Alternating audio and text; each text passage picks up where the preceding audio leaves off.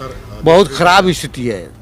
और भारत की विदेश नीति ये दर्शाती है कि जो अपने दोस्त मुल्क हैं उनका भी साथ ही नहीं दे पा रहे हैं।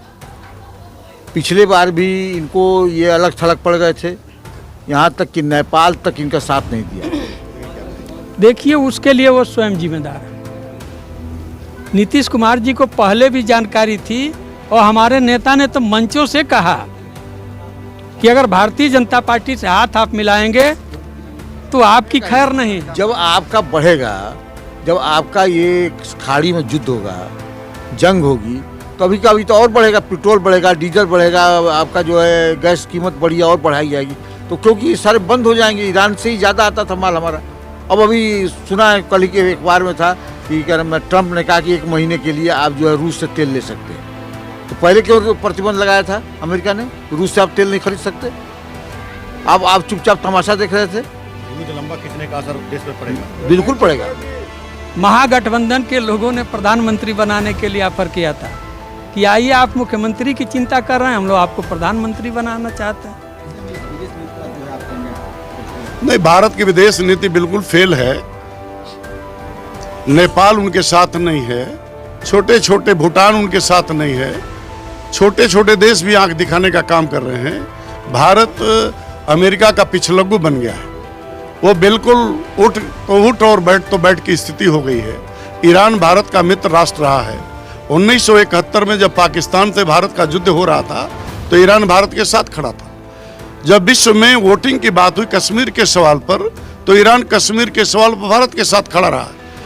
ईरान से हमारा तेल का और ऊर्जा का व्यापार रहा है। और उसकी आंच तो हमें लगता है कि उत्तर प्रदेश में भी लग सकती है, क्योंकि अमित शाह जी को अच्छा नहीं लग रहा है जो पुराने मुख्यमंत्री हैं। एक को पटको, दूसरे को उस पर रखो, बैठा दो।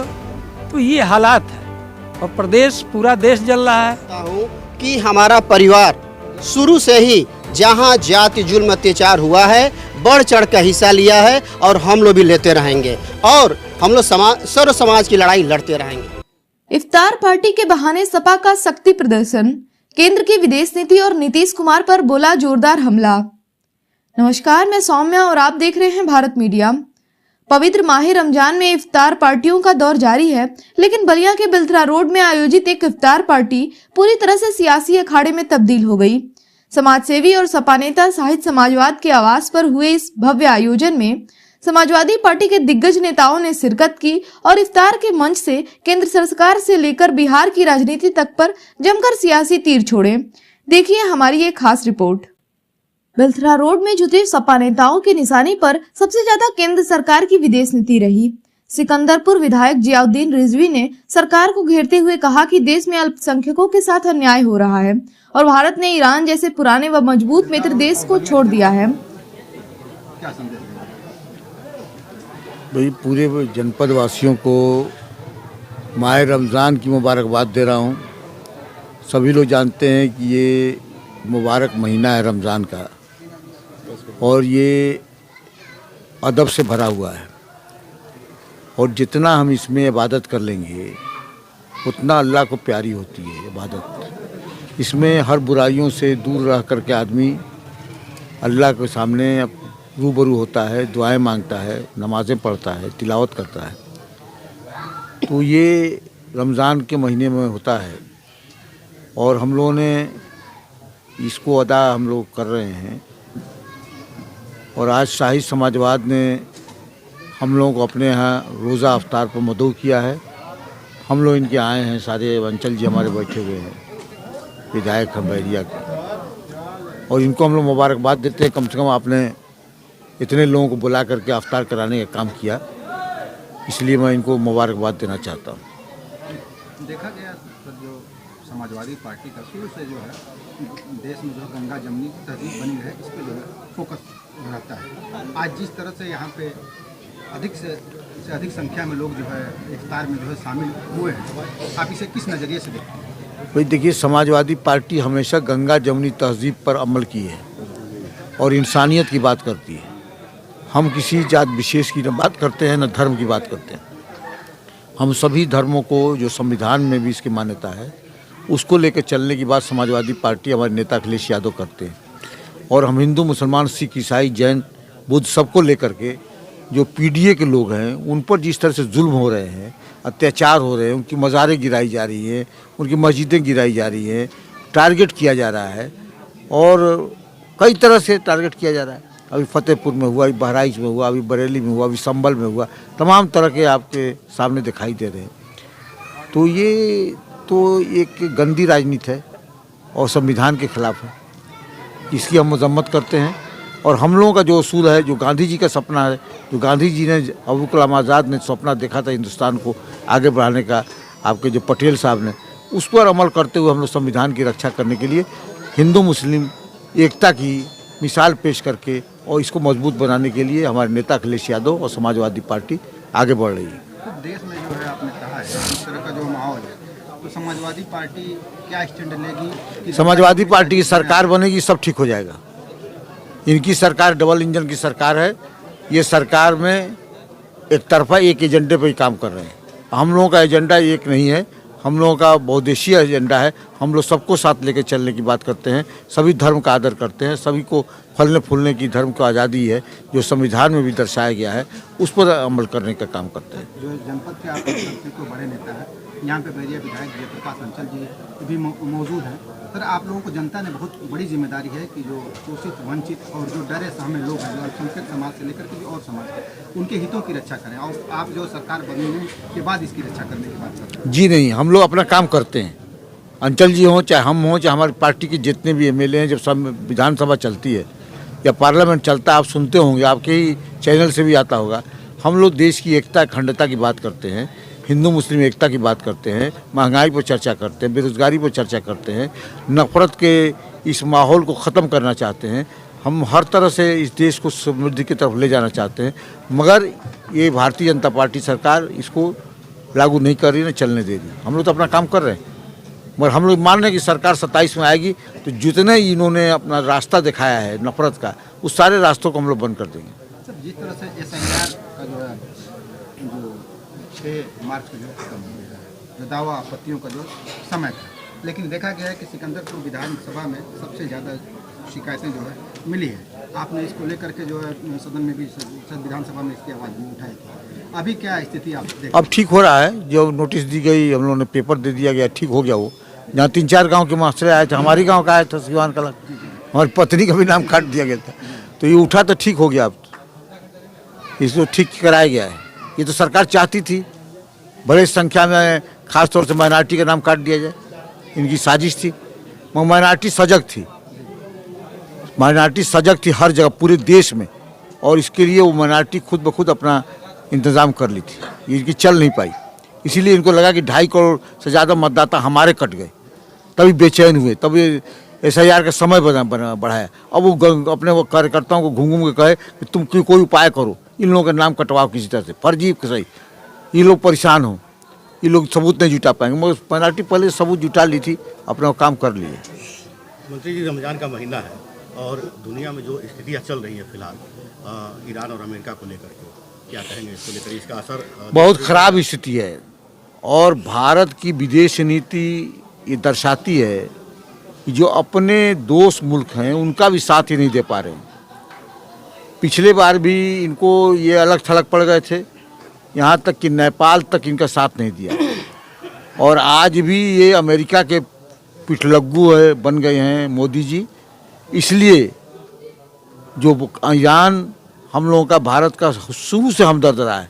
जब हिंदुस्तान पाकिस्तान से लड़ाई हुई थी उस समय भी ईरान जो है हिंदुस्तान का साथ दिया था, तो वो भी भूल गई है। जहाँ पर इतना जुल्म हो रहा है इसराइलियों के द्वारा, ये क्या नाम है, इसराइलियों के द्वारा गाज़ा पर कितने बच्चे मार दिए गए, हज़ारों हज़ार की संख्या में, एक शब्द भी हमारे प्रधानमंत्री ने उस पर मजम्मत नहीं किया। और आज भी वो वहाँ का बादशाह मारा गया ईरान का, उसकी मजम्मत आज तक इन्होंने नहीं किया। ये तो बहुत ख़राब है, इनकी विदेश नीति फेलियर है। जनता जो है पहले से ही महंगाई से त्रस्त है, और अभी जो है LPG का जो है दाम बढ़ा दिया गया है, और इसी वो तो बढ़ेगा ही। पेट्रोल का भी दाम जब आपका बढ़ेगा, जब आपका ये खाड़ी में युद्ध होगा, जंग होगी, तो अभी का अभी तो और बढ़ेगा, पेट्रोल बढ़ेगा, डीजल बढ़ेगा, आपका जो है गैस कीमत बढ़ी और बढ़ाई जाएगी। तो क्योंकि ये सारे बंद इसी हो बात को आगे बढ़ाते हुए पूर्व जिलाध्यक्ष अद्याशंकर यादव ने यहाँ तक कह दिया कि मौजूदा सरकार की नीतियों के कारण मित्र देशों से दूरियां बढ़ रही हैं और आज भारत सिर्फ अमेरिका का पिछलग्गू बनकर रह गया है। समाजवादी पार्टी जमीन पर कितना मजबूत होगी? शाही समाजवादी पार्टी के समर्पित कार्यकर्ता हैं और आज उन्होंने अपने दरवाजे पे इफ्तार पार्टी का आयोजन किया था और हम सबको उसमें आमंत्रित किया है और के आमंत्रण पर हम सब लोग उनके दरवाजे पर आए हैं और हम उन्हें मुबारकबाद देते हैं। ये रमज़ान का महीना है और रमज़ान का महीना बहुत पवित्र महीना होता है और पवित्र महीने में अल्लाह से, खुदा से इबादत की जाती है, देश के लिए, समाज के लिए, बहबूदी के लिए, विकास के लिए, मिल्लत के लिए, आपसी भाईचारे के लिए ये सलामत रहे और इसीलिए कार्यक्रम रखा गया है। हम लोग ये दुआ करते हैं कि जिन उद्देश्यों को लेकर शाही समाजवाद ने इसका आयोजन किया है, खुदा उन्हें मुबारक करे। जिस तरह से विश्व के जो हालात और ट्रम्प जो है वहाँ से तय कर रहे हैं कि किससे जो देश को जो तेल खरीदना है, किससे नहीं खरीदना है। ऐसे में इस विदेश नीति पर जो है आप कहेंगे नहीं, भारत की विदेश नीति बिल्कुल फेल है। नेपाल उनके साथ नहीं है, छोटे छोटे भूटान उनके साथ नहीं है, छोटे छोटे देश भी आंख दिखाने का काम कर रहे हैं। भारत अमेरिका का पिछलग्गू बन गया है। वो बिल्कुल उठ तो उठ और बैठ तो बैठ की स्थिति हो गई है। ईरान भारत का मित्र राष्ट्र रहा है। 1971 में जब पाकिस्तान से भारत का युद्ध हो रहा था तो ईरान भारत के साथ खड़ा था। जब विश्व में वोटिंग की बात हुई कश्मीर के सवाल पर तो ईरान कश्मीर के सवाल पर भारत के साथ खड़ा रहा है। ईरान से हमारा तेल का और ऊर्जा का व्यापार रहा है। लगातार हम काम करें। मनमोहन सिंह जी देश के प्रधानमंत्री थे, जब देश के अंदर तेल की कमी हुई तो ईरान से बात किया और यही खामेई साहब ने भारत को भारी भंडार तेल का दिया। तो ये हमारा मित्र राष्ट्र रहा है और आज मित्र राष्ट्रों से मोदी जी के रिश्ते खराब हो रहे हैं और जो भारत के कभी जिनसे रिश्ता नहीं रहा ये उनके गोद में खेल रहे हैं। इसका खामियाजा भारत को भुगतना पड़ेगा, आम आदमी को भुगतना पड़ेगा। आज इफ्तार के मौके पे शाहिद समाजवाद भैया ने आज रोज़ा का इफ्तार रखा। उनको बहुत बहुत बधाई देते हैं कि आज बड़ी तादाद में लोग आए और रोज़ा इफ्तार किए। तो जिस तरह से जो रसड़ा में घटना हुई वो जनपद में लोगों ने जो कानून व्यवस्था पर भी सवाल खड़ा किया। इस घटना को लेकर के क्या कहेंगे और जनपद की जो कानून व्यवस्था है उसको क्या? रसड़ा ग्राम गुरगुजपुर की बात कर रहे हैं आप। विगत कुछ वर्ष पहले चिलिकहर में हत्या हुई थी। एक दलित समाज के बेटे को जान से मार दिया गया था। हम उसमें हमारा परिवार बढ़ चढ़ के हिस्सा लिया था। हमारे भाई अभय कुमार और हमारे भाई आदित्य ने। और वही लोग अभी कुछ महीने पहले गुरगुजपुर में वही लोग यहाँ भी हत्या किए। इसमें हम लोग प्रतिनिधि मंडल में हमारे माननीय मंत्री रिजवी साहब भी थे, अंचल जी थे और हमारे सांसद जी लोग भी थे, तमाम लोग थे। हम लोग प्रतिनिधि मंडल मतलब बन करके उस गांव में गए थे तो वहाँ पे बात छन करके ये आई कि जिसमें हमारे परिवार के लोग जहाँ भी जात जुल्म अत्याचार होता है बढ़ चढ़ के हिस्सा लेते हैं। इसके वजह से जो आपराधिक किस्म के लोग हैं उनके पेट में दर्द हो गया। उन लोगों ने मेरे भाई पे फ़ोन करके उन लोगों ने धमकी दिया, कहा कि भाई जहाँ भी हत्या और बलात्कार हो रहा है आप लोग बढ़ चढ़ के हिस्सा ले रहे हैं तो ये अच्छा नहीं है। पर मैं बता देना चाहता हूँ कि हमारा परिवार शुरू से ही जहाँ जाति जुल्म अत्याचार हुआ है बढ़ चढ़ कर हिस्सा लिया है और हम लोग भी लेते रहेंगे और हम लोग सर्व समाज की लड़ाई लड़ते रहेंगे। आपने जो है पुलिस कप्तान से आपका एक दल समाजवादी पार्टी का जो है मिला था, उनकी तरफ से इस पे जो क्या आपका कार्रवाई की? देखिए, जो आपराधिक किस्म के लोग हैं जो आए दिन हत्याएं ये कर रहे हैं तो उसमें खैर ये धमकी तो मिला ही था। उसमें जब गुरगुजपुर में हत्या हुई थी तो वहाँ पे कुछ लोग जैसे कि परिवार की मदद के लिए मांग कर रहे थे तो वहाँ इनके ऊपर कम से कम 100-150 लोग ऊपर FIR कर दिया गया, जो कि बिल्कुल गलत है, नहीं होना चाहिए था। तो उसके लिए भी SP से प्रतिनिधिमंडल मिला था। साथ साथ जैसे हमारे परिवार के ऊपर जो धमकी मिली थी उसकी भी सुरक्षा के लिए प्रतिनिधिमंडल मिला था और वहाँ से भी आश्वासन मिला है और निश्चित मिलेगा मदद। एफआईआर की बात कर रहे हैं तो अक्सर कई जगह देखा गया बलिया में जो सड़क जो जाम किया गया, सड़क जाम को जो आप किस रूप में देख रहे हैं, इससे जो है आम जनजीवन जो है प्रभावित होगा? देखिए, इस सरकार में जहाँ भी देख रहे हैं कि हत्या बलात्कार वगैरह हो रहा है तो हम शासन प्रशासन के पास जा रहे हैं मदद के लिए, गुहार के लिए, तो मदद वहाँ से नहीं मिल रहा है। तो जनता अब इनसे त्रस्त हो चुकी है, उनके पास अब कुछ तो रहा नहीं, तो लोग इसलिए रोड पे उतर करके अपनी रक्षा सुरक्षा के लिए मांग कर रहे हैं। हम मानते हैं कि इससे यातायात प्रभावित होगा, पर मेरे पास क्या है, हमारे पास तो यही जन समूह है कि हम रोड पर जाकर चक्कर। वहीं दूसरी तरफ बैरिया विधायक जयंत प्रकाश अंचल ने पड़ोसी राज्य बिहार की सियासत पर चुटकी ली। उन्होंने साफ कहा कि मुख्यमंत्री नीतीश कुमार की आज जो भी हालत है उसके लिए वे खुद जिम्मेदार हैं। साथ ही उन्होंने यह बड़ा दावा भी ठोक दिया कि बिहार की सियासी उठापटक का सीधा असर 2027 के यूपी विधानसभा चुनाव पर जरूर देखने को मिलेगा। और जिस तरह की यहाँ गंगा जमुनी तहजीब दिखी है, इसे लेकर क्या प्रतिक्रिया होगी? देखिए, ये रमज़ान का पवित्र महीना है और इस महीने में अवतार होती है और यहाँ भाई साइज समाजवाद के द्वारा बेलथरा रोड विधानसभा क्षेत्र अंतर्गत बांसपर बहोरवा में रोज़ा अवतार का आमंत्रण गया था। वो काफ़ी तादाद में यहाँ हिंदू और मुस्लिम संस्कृति के लोग इकट्ठा होकर के इस अवतार में हिस्सा लिए हैं। इसके लिए मैं शाही समाजवाद सहित उनके पूरे टीम को बहुत बहुत धन्यवाद बधाई देता हूं कि उन्होंने यहाँ अवतार में सारे लोगों को शामिल करा करके वो हिंदू मुस्लिम एकता और गंगा जमुनी तहजीब को उन्होंने जीवंत किया है। इसके लिए मैं पुनः उनको धन्यवाद देता हूँ। विधायक जी, जहाँ से आप विधायक हैं वो एकदम बिहार से सटा हुआ है और बिहार में फिलहाल सत्ता परिवर्तन जैसे माहौल बन गए हैं, कहीं ना कहीं निश्चित तौर पे इसका असर क्या लग रहा है कि यूपी के विधानसभा चुनाव पे पड़ेगा क्या असर? देखिए, यूपी के चुनाव पे पड़ेगा इसलिए कि उत्तर प्रदेश की जनता अब बदलाव के मूड में है और 27 में समाजवादी पार्टी के नेता माननीय अखिलेश जी के नेतृत्व में सरकार बनेगी। भारतीय जनता पार्टी से चाहे वो किसान हो, चाहे नौजवान हो, चाहे महिलाएं हो, चाहे छात्र हो, सारे लोग त्रस्त हैं। इसलिए कि भाजपा के लोग कहते हैं जीरो टॉलरेंस की बात। जीरो टॉलरेंस की बात आप अपने जनपद में देख लीजिए, अगर बगल के जनपदों में देख लीजिए, इतनी हत्याएं हो रही है कि अपराधी बेलगाम हो करके दिन और रात नहीं देख रहा है, बल्कि जब भी उसको चांस मिल रहा है वह बड़ी से बड़ी घटनाओं को अंजाम देने में कोई कोर कसर नहीं छोड़ रहा है। इतना जनपद की हालत खराब है, चाहे पूरे प्रदेश की हालत खराब है। मुख्यमंत्री जी के वादा जीरो टॉलरेंस का अपराधी उनके पूरे के पूरे कानून व्यवस्था को ध्वस्त कर दिए हैं, चुनौती दे रहे हैं और भारतीय जनता पार्टी के लोग खुद इन्वॉल्व हैं। अपने जनपद में कई ऐसे भाजपा के नेता हैं कि जिनके मोटरसाइकिलें चोरी हो गई, उन लोगों के साथ भी ऐसी घटनाएं घट रही हैं, लेकिन वो लोग कुछ इसलिए नहीं कह पा रहे हैं कि भाई उनकी सरकार है। तो जहां भाजपा के सत्ता पक्ष के लोग खुद आतंकित हैं तो वो क्या कर सकते हैं कानून व्यवस्था की बात।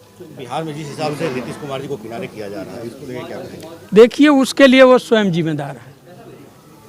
नीतीश कुमार जी को पहले भी जानकारी थी और हमारे नेता ने तो मंचों से कहा कि अगर भारतीय जनता पार्टी से हाथ आप मिलाएंगे तो आपकी खैर नहीं है, लेकिन जान करके उनको महागठबंधन के लोगों ने प्रधानमंत्री बनाने के लिए ऑफर किया था कि आइए, आप मुख्यमंत्री की चिंता कर रहे हैं, हम लोग आपको प्रधानमंत्री बनाना चाहते हैं। लेकिन उन्होंने तो मुख्यमंत्री की कुर्सी पर ही अपने को संतुष्ट कर लिया। आज तो उनके पास कुछ नहीं बचा है।